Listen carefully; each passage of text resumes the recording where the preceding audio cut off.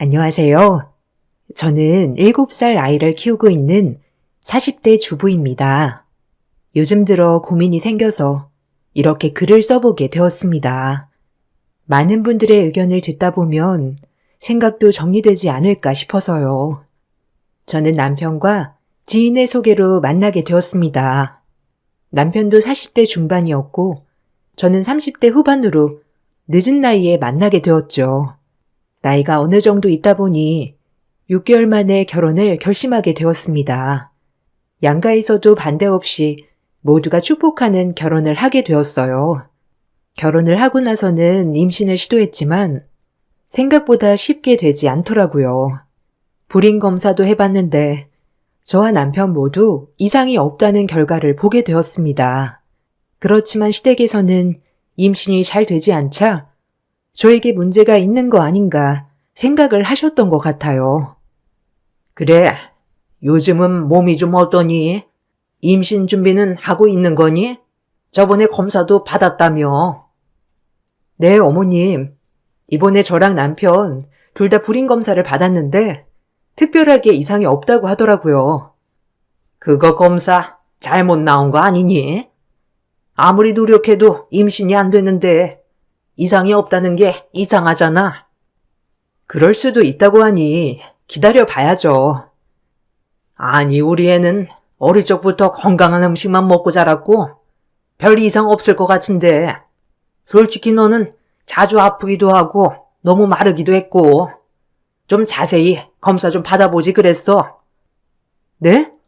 어머님, 혹시 저한테 문제 있을 거라고 생각하시는 거세요? 아니 뭐 꼭 그렇다기보다는 남자들이야 본인이 이상이 있는 거 스스로도 잘 느끼지만 여자들은 솔직히 잘 모르잖아. 우리 아들은 그런 거 없다고 하니까 그런 거지. 어머님, 검사를 해도 이상 없다고 해요. 저도 건강하고요. 예, 내가 뭐 나쁜 말 했니? 기분 나빠하지 말아라. 검사 결과를 보여주면서도 말했지만 시모는 제 얘기를 전혀 믿지 못했습니다. 그렇지만 시모의 이런 태도는 그다지 신경 쓰이지 않았어요. 저에게 중요한 것은 남편이었기 때문이었죠. 남편과 저는 아이를 꼭 낳고 싶었습니다. 그래서 임신을 마냥 기다리기보다는 시험관이라도 시작을 해야 하나 싶었는데 정말 기적처럼 자연 임신을 하게 되었죠. 임신이 되고 나서는 아이는 건강하게 뱃속에서 자랐고 무사히 출산을 하게 되었습니다. 그토록 남편이 딸아이를 원했는데 남편이 너무나 좋아하는 딸아이를 낳게 되었죠. 정말 귀하고 예뻤어요. 그렇지만 시모는 아들이 아니라는 것에 별로 좋아하지는 않으셨죠.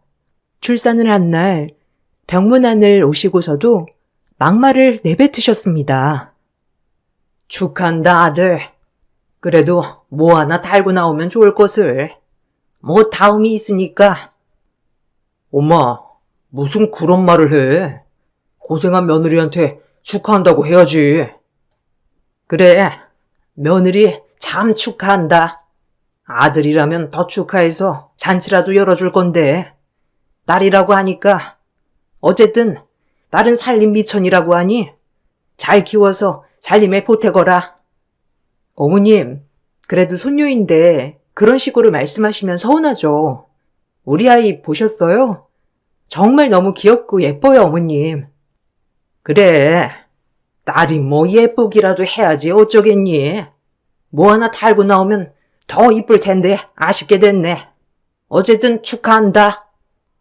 시모는 아이가 태어나고 나서도 아들이 아닌 것에 별로 좋아하지 않았고 반면 남편은 딸의 말이라면 무엇이든 다 해줄 것처럼 다 해주었죠.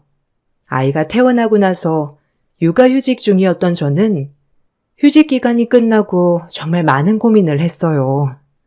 고민 끝에 어머님이 아이를 봐주겠다고 얘기를 해주셔서 잠시 낮 시간대에 봐주시기도 했지만 정말 힘든 일이더라고요. 남편과도 여러 번 얘기를 한 끝에 직장을 그만두고 아이의 육아에 몰입하기로 했습니다. 당신 내가 부탁이 하나 있는데 말이야. 갑자기 무슨 부탁? 사실 오래전부터 고민을 했었는데 우리 윤솔이 아직 너무 어리기도 하고 부모 손이 필요할 것 같은데 나나 당신이나 바쁘니까 조금 부족할 수도 있겠다 싶더라고. 내가 일을 그만두면 좋겠지만 그럴 상황이 아니라서 혹시 당신은 어떻게 생각하는지 싶어서 물어보려고. 그래, 나도 계속 고민은 하고 있었어. 아직 윤솔이도 어리고 엄마 아빠 손도 많이 필요할 때인데 평일에는 일하느라 아이도 제대로 못 돌보고 주말에도 쌓인 피로 때문에 아이랑 시간을 보내기도 너무 어려웠잖아. 나도 그래서 일을 그만둬야 하나 많이 고민을 하고 있었어. 내가 그만두는 게 좋을지 나도 생각을 해봤는데 아무래도 당신이 일을 잠시 쉬는 게 어떨까 싶어. 당신은 아이를 케어하고 나는 경제적인 부분을 케어하다 보면 우리가 좀 더 좋은 가정을 꾸릴 수 있지 않을까 싶어서. 이건 당신한테 강요하는 건 아니고 단지 당신 생각을 물어보고 싶어.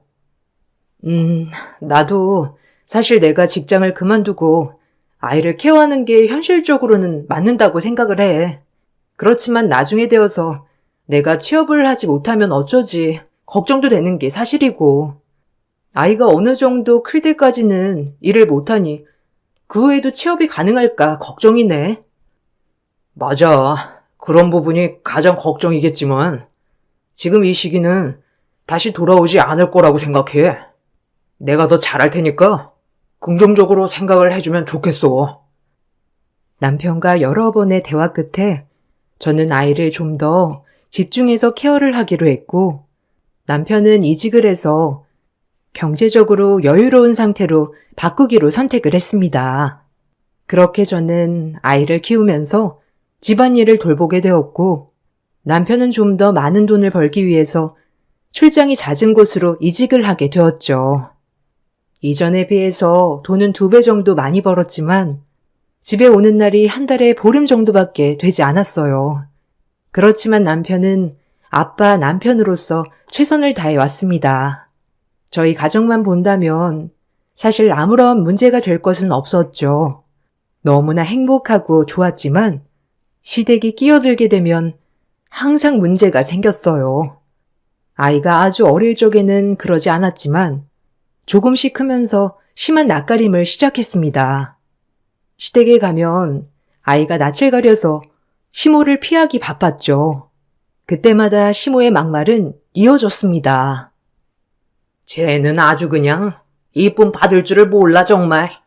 저렇게 나만 피해 다니니 내가 이뻐해줄 생각이 눈코만큼도 안 들지. 어머님, 아이들이 지금은 낯을 많이 가릴 때라고 해요. 그렇게 얘기하면 아이들도 다 들어서 더 피하죠. 참나. 저 또래 아이들 중에서 나 피하는 애는 저 손녀라는 쟤뿐이다. 아니 다른 애들은 잘만 웃으면서 달라붙는데 쟤는 어떻게 된 게 나한테 달라붙지도 않고 제 아빠 닮았으면 애교도 만점이었을 텐데 누구 닮아서 그런 건지 원. 어머님, 아기 아빠 안 닮았으면 저 닮았다고 말씀하시고 싶으신 거예요? 무슨 내가 그런 말을 했니? 너는 무슨 말만 하면 확대해서 해석하고 뭔 말을 못하겠다 정말. 그러니까 어머님, 아무 말이나 막 하지 마시고 아이한테 사랑을 주세요. 사랑은 무슨? 안 그래도 손녀라서 마음도 안 갔는데 뭐 안 달라붙으면 지만 손해지 내가 손해야? 시모는 손녀가 태어났던 것부터 마음에 들지 않았는데 아이가 낯을 가리고 나서부터는 여자애가 애교가 없다면서 막말을 했죠. 그런 말을 들으면서 저는 시댁에 자주 찾아뵐 이유가 없다고 생각을 했어요. 그래서 남편에게 이야기를 하고 시댁에 찾아뵈는 걸 줄이겠다고 하니 남편이 시어머니께 뭐라고 한 모양이더라고요. 그날 이후로는 남편이 없을 때마다 집으로 찾아와서 막말을 일삼곤 하셨죠.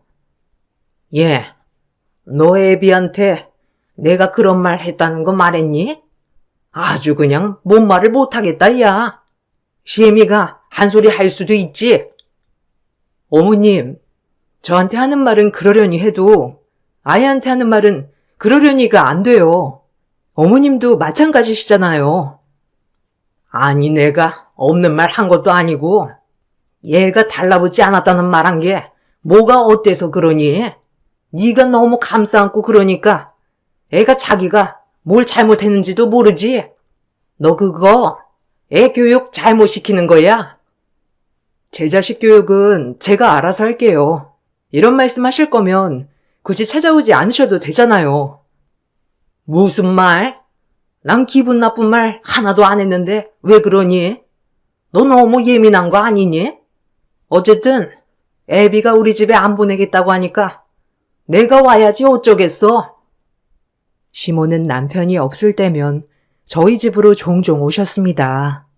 오시고서는 속을 긁어대는 소리도 하셨죠. 매번 오시는 어머님께 저도 하고 싶은 말을 계속하니 점점 오시는 일이 줄어들더라고요. 근거리에 사시는 것도 아니라서 오시기도 힘드셨을 거고 저도 점점 줄어드니 별 생각 없이 넘어가게 되었습니다. 아이는 별 탈 없이 건강하게 자랐습니다.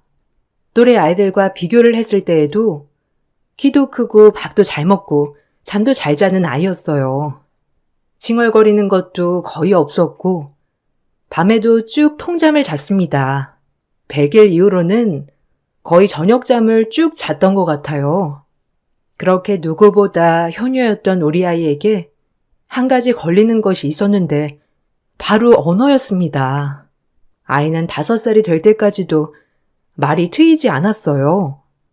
혹시나 저랑만 있어서 그런 게 아닐까 싶어서 5살이 되면서 바로 어린이집에 보냈지만 어린이집에서도 아이는 말을 하지 않았습니다. 상담을 받았을 때에도 별다른 문제가 없다는 이야기만 들었을 뿐이었어요. 혹시 우리 윤솔이 어린이집에서는 별다른 문제가 없나요? 아이가 집에서도 크게 신경 쓰이는 부분은 없지만 아직 말이 안 트여서 너무 걱정이거든요. 혹시라도 다른 아이들이랑 생활하면 말이 트일까 싶어서 보낸 건데 괜찮나요?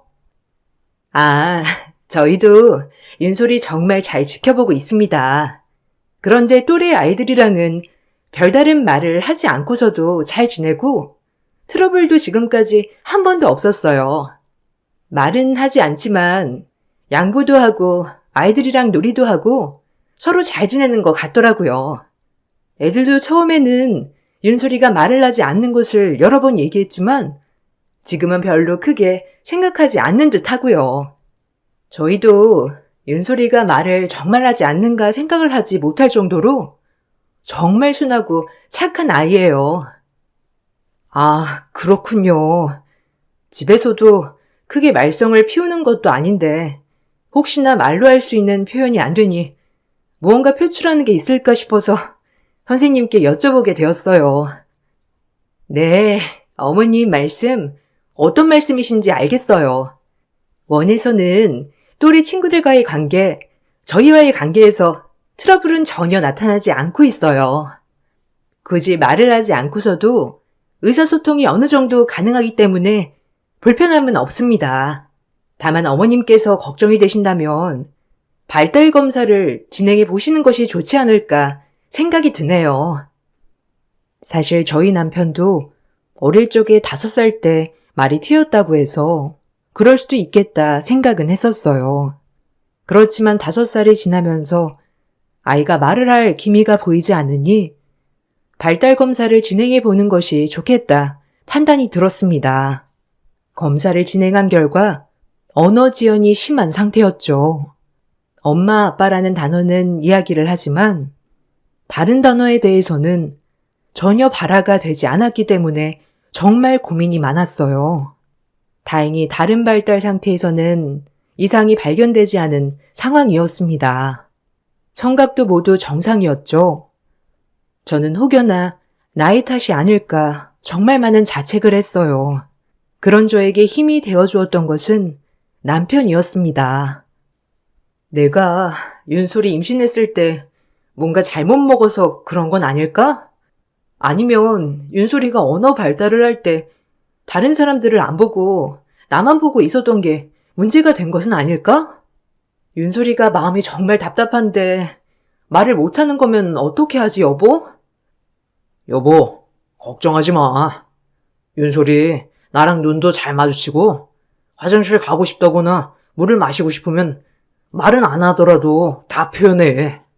그리고 내가 어떤 말을 하던지 윤솔이는 다 알아듣고 있어. 이건 윤솔이가 아직 말할 타이밍이 아닌 것 같아. 그러니까 당신 탓도 아니고 누구 탓도 아니야. 우리 윤솔이가 스스로 말을 할 수 있을 때까지 기다려보자. 아니, 윤솔이가 말을 하지 못한다고 하더라도 사실 나는 괜찮아. 우리 윤솔이 누구보다 잘 키울 자신 있어. 그러니 당신도 윤솔이 믿어줘. 정말 말을 할 날이 올까? 난 너무 걱정되고 어떻게 해야 할지 모르겠어. 검사도 다 받아봤잖아. 구강구조상 문제도 아무것도 없고 성력도 정상이고 다른 인지도 다 괜찮다고 하니 기다려봐도 좋을 것 같아. 저를 다독여주는 남편에게 고마우면서도 정말 딸아이를 믿으면서 기다려줘야 되겠다는 생각도 했어요. 남편 역시 5살이 되어서 말이 튀었기 때문에 윤소리에게도 조금 늦은 타이밍에 말문이 열릴 거라 생각이 들었죠. 아이의 언어 지연이 판명되면서 저는 아이와 정말 많은 사람들을 만나기 위해 노력했습니다. 다른 사람들의 말을 많이 접하면 아이도 자신의 생각을 말로써 표현할 수 있을 거라 생각했기 때문이었어요. 거기다가 남편도 직장을 이직해서 딸과 함께 할 시간을 좀 더 만들었습니다. 이전보다 월급은 줄었어도 아이와 시간을 보내기 위해서 많은 노력을 했어요. 그렇지만 저희의 노력과는 반대로 아이의 언어는 7살이 되어서까지도 트이지 않았습니다. 간단한 단어만 이야기를 했을 뿐 또래 아이들처럼 이야기를 하지는 못했어요. 그렇지만 조금씩 말하는 단어들이 늘어나고 있었기 때문에 희망의 끈을 놓지 않은 상황이었습니다. 주변 사람들은 저를 응원해주고 아이에게 아무렇지 않게 대해주었습니다. 그렇지만 유독 시몬은 아이를 못마땅하게 생각을 했어요. 사건이 발생한 날은 아이가 7살 되던 해 설이었습니다. 윤설아, 엄마는 명절 음식 챙겨야 해서 윤설이 옆에 계속 있을 수가 없어. 그렇지만 대신 할머니랑 아빠, 다른 가족들이 같이 있을 거니 걱정하지 말고 여기 있으면 돼. 어머님, 윤설이 잠시 봐주세요. 명절 음식 정리 좀 할게요. 알겠다. 근데 윤솔이는 아직도 말 못하는 거냐? 아니, 7살이 되었는데 아직도 못하면 어째? 이제 곧 할 거예요. 아예 못하는 게 아니고 간단하게 단어는 얘기할 수 있어요. 예, 누가 7살인데 단어만 얘기를 한다니? 어른처럼 술술 이야기할 수 있어야 7살이지. 아휴, 내가 참 답답하다. 시몬은 아이를 곁에 두고서도 툴툴대었지만 그렇다고 해서 제가 계속 아이 옆에 있을 수 있었던 상황이 아니라 잠시 맡기게 되었습니다. 음식을 준비하던 중에 잠시 둘러보니 아이는 조용히 앉아서 놀고 있더라고요. 그 모습을 보고 안심을 하고 밥을 차리려고 들어갔습니다.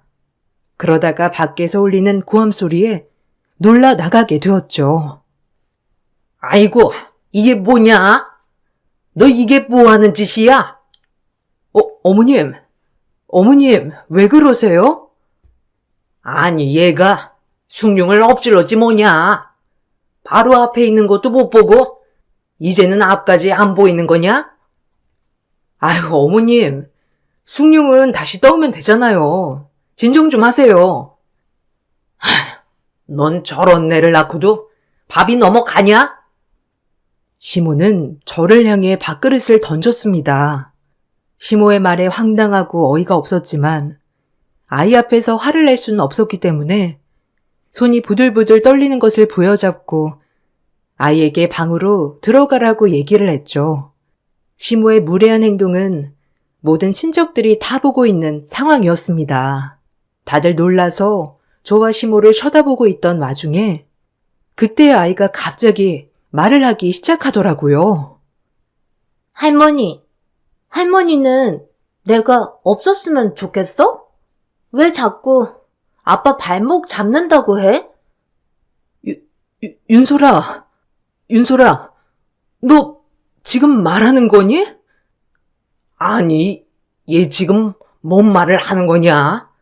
얘, 너 지금 말할 줄 아는 거니? 알면서도 지금까지 입 다물고 있었던 거야?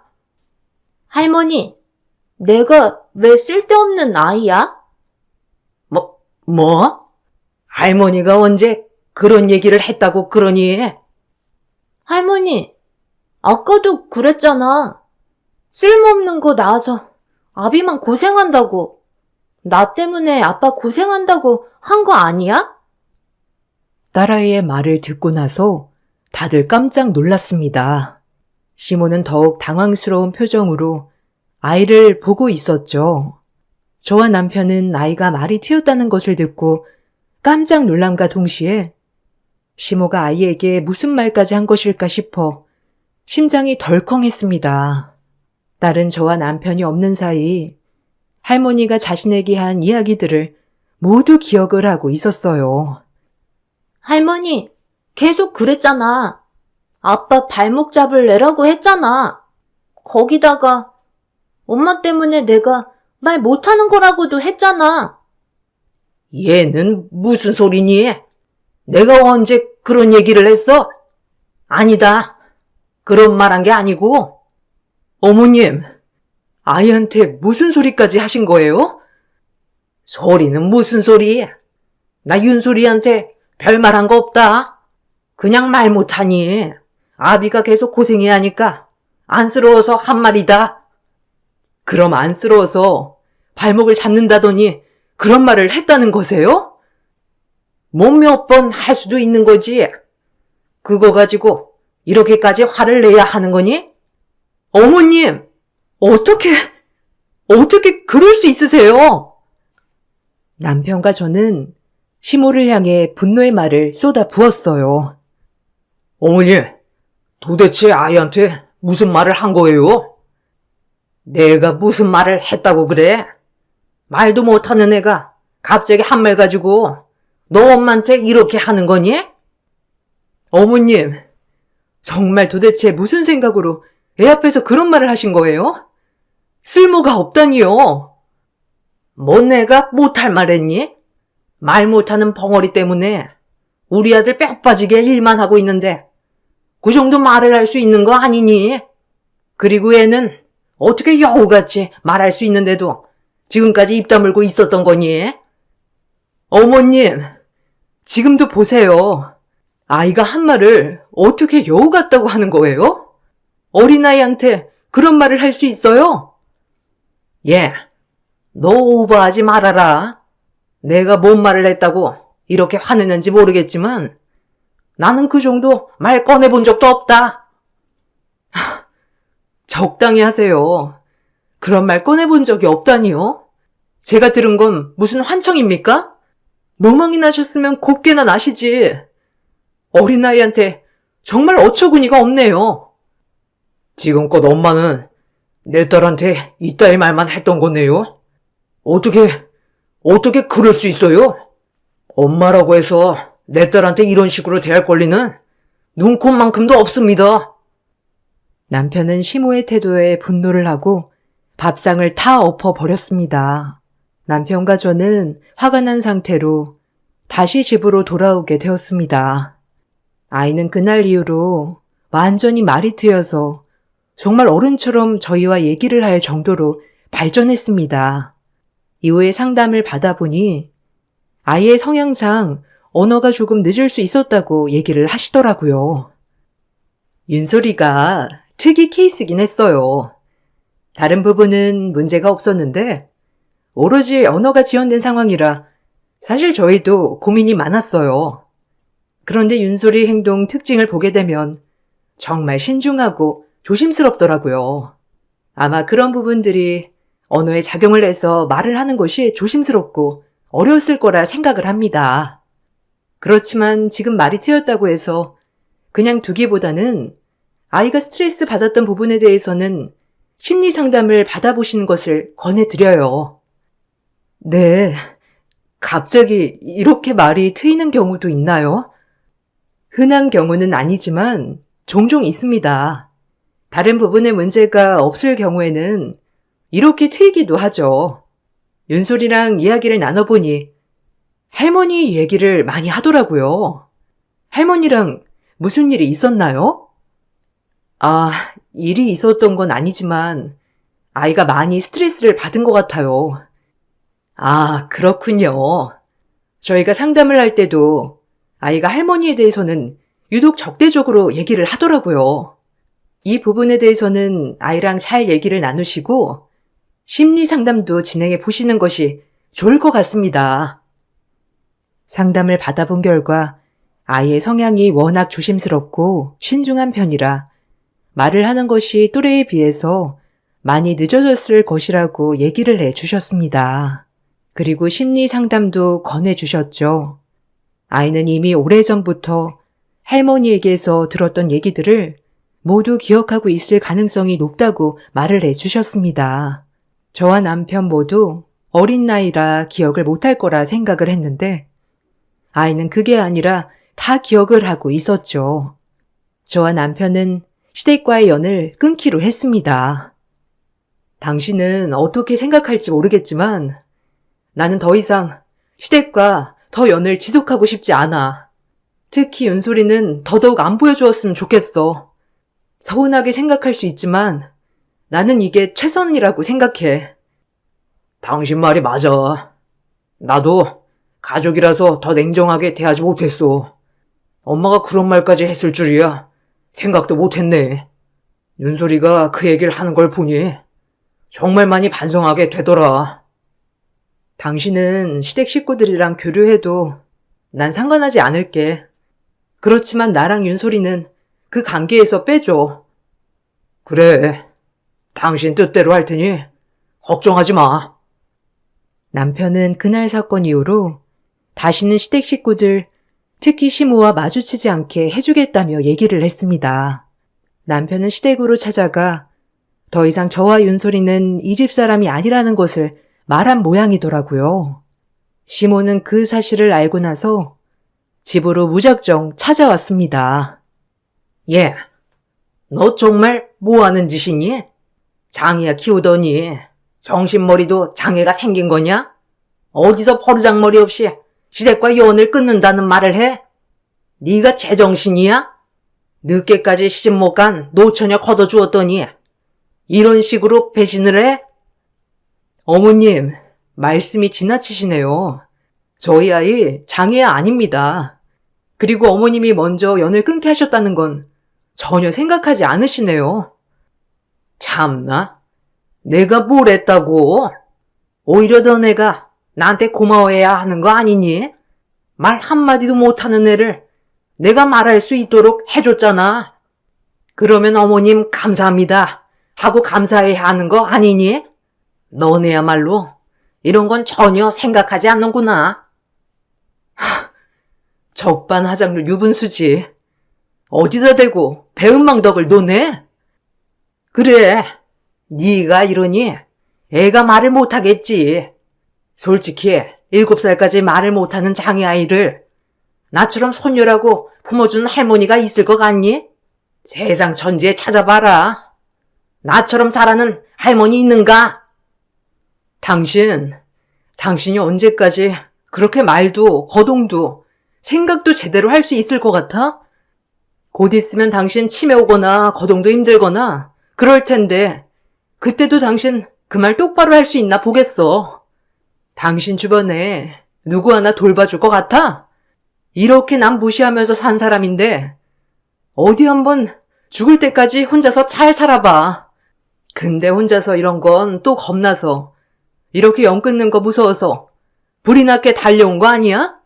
뚫린 입이라고 아무 말이나 내뱉을 거면 찾아오지 마. 이봐.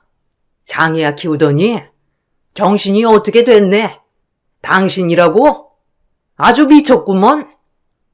미쳤다고? 정신감정 당신이나 받아봐. 그 아까운 아들이 당신이랑 한시도 같은 자리에 있고 싶지 않다고 하는데 이 정도면 우리가 아니라 당신이 정신감정 받아봐야 하는 거 아닌가? 다시는 이 집에 발들일 생각도 하지 말고 찾아오지도 마. 저는 시모의 말에 분노하여 시모를 밖으로 내쫓았습니다. 시모는 저의 말에 분노하며 집으로 돌아갔습니다. 소문으로 들은 바로는 돌아가서 바로 몸져 누웠다고 하더라고요. 거기다가 동네방네 며느리가 아들과 자기 사이를 갈라놓았다며 장애아를 키우더니 정신줄을 놓았다고 말하고 다녔습니다. 그렇지만 이미 많은 사람들이 모여있는 자리에서 시어머니의 횡포가 드러났기 때문에 동네 사람들은 시모의 집 근처도 가지 않았죠. 아이는 그 후로 꾸준히 심리치료를 받았습니다. 거기다가 시댁 식구들도 이제는 모두 시모를 찾지 않았죠. 오히려 저에게 미안하다고 얘기를 해왔습니다. 특히나 남편은 시모의 이런 행동을 제대로 막아주지 못했다는 것에 크게 미안해했어요. 당신, 그동안 엄마에게 어떤 말까지 들어온 거야? 이번에 듣고 나도 깜짝 놀랐어. 거기다가 윤소리는 어머니한테 정말 상처가 클 것 같아. 이 지경까지 아무런 일도 안 했던 내가 너무 미안해. 괜찮아. 알면서도 모른 척 했던 일도 아니고 나도 윤소리가 얘기하는 거에 많이 놀랐어.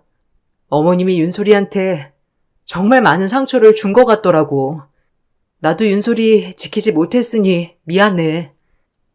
엄마가 중간중간 찾아오더라도 절대 연락 받아주지 마. 난 평생 당신과 윤소리 어머니께 안 보여주기로 결심했어. 그리고 엄마한테도 이제 며느리며 손녀며 아무것도 없다고 생각하라고 했고. 남편은 저에게 더 이상 시어머니와의 교류는 없을 것이라 얘기를 했습니다. 아이는 심리치료를 받으면서 전보다 마음이 많이 안정적으로 변하기 시작했어요. 아이를 볼 때마다 진작에 시모와 연을 끊었으면 좋았을 걸 미안한 마음도 들었죠. 그러던 중 최근 들어 시모에게서 계속해 연락이 오고 있습니다. 집으로 음식들이며 아이 선물이며 보내오기 시작하셨죠. 다시 반송을 했지만 주기적으로 오는 물건들에 어떻게 해야 하나 고민하던 중 시모에게서 전화도 왔었습니다. 얘야, 내가 정말 잘못했다. 내가 무슨 생각이었는지 그때 그런 말을 하지 말았어야 하는 건데 미안하다. 윤소리 우리 손녀 정말 너무 보고 싶구나. 한 번만 우리 집에 와주면 안 되겠니? 윤소리요? 윤소리가 어떻게 당신 손녀예요? 당신한텐 며느리도 손녀도 없습니다. 너무 그렇게 매정하게 굴지 말고. 우리 아들, 딸인데 어떻게 손녀가 없니? 윤소리 아빠 얘기 안 들으셨어요? 앞으로 손녀고 며느리고 없다고 말씀드렸잖아요. 평생 며느리랑 손녀는 볼 생각도 하지 마세요. 아이고, 내가 미안하다. 그렇지만 그런 말 할미로서 할 수도 있는 거 아니냐? 솔직히 장애가 있으면 고생하는 게 누구니? 돈 버는 게 제일 고생이지. 나는 우리 아들 엄마고 내 아들 고생하는 게 싫으니 그런 말을 할 수도 있는 거잖니. 애초에 건강하게 잘 태어나면 좋았겠지만 7살이 될 때까지 말도 못한다는데 그게 속상해서 그런 말을 한 거지. 정말 달라지신 게 하나도 없네요. 아무리 그래도 손녀한테 쓸모없는 애라든가 아빠 발목 잡을 애라고는 안 합니다. 그 누구도 그런 말 들으면서 잘하지 않아요. 내가 없는 말 한 것도 아니고 애가 지금까지도 말 안 트였으면 장애 확정인데 그럼 그런 말 할 수 있는 거 아니냐? 속상해서 한 말을 네가 너무 부풀려서 생각을 하는 거야. 나는 그런 뜻으로 한 게 아니라고. 역시나 변한 게 하나도 없네요. 이렇게 울분토하실 필요 없습니다. 손녀랑 며느리는 당신한테 없어요. 그러니 이렇게 전화를 하시는 것도 함께 만나는 것도 앞으로는 없을 겁니다. 이 말 전해드리려고 전화 받은 거고요. 시모는 계속해서 잘못을 했다며 얘기를 했지만 정작 시모의 말 안에는 할 수 있는 말을 한 것일 뿐이며 저희가 너무 예민하게 생각을 한다는 말들 뿐이었어요. 어처구니 없는 시모의 말에 저희는 더 이상 연을 이어나갈 생각이 더 없어졌죠. 지금은 저희 가족은 정말 행복하게 지내고 있습니다. 종종 시모에게서 만나자는 연락이 오는 듯 하지만 아무런 대응도 하지 않고 있어요. 그러다 보니 이게 정말 잘하고 있는 걸까 하는 생각도 간혹 들더라고요. 여러분들의 상황이라면 어떻게 하실 건가요? 저는 더 이상 만남을 지속하는 것이 의미 없는 일이라 생각을 하고 있는데 잘한 선택일까요? 여러분들의 의견도 듣고 싶네요. 늦은 나이에 낳은 우리 딸아이를 더 사랑을 주고 정성으로 키워서 행복한 가정을 유지하는 것이 제 꿈입니다. 여러분들도 앞으로 행복하신 일들만 가득하시길 바랄게요. 오래도록 긴 글 읽어주셔서 감사합니다.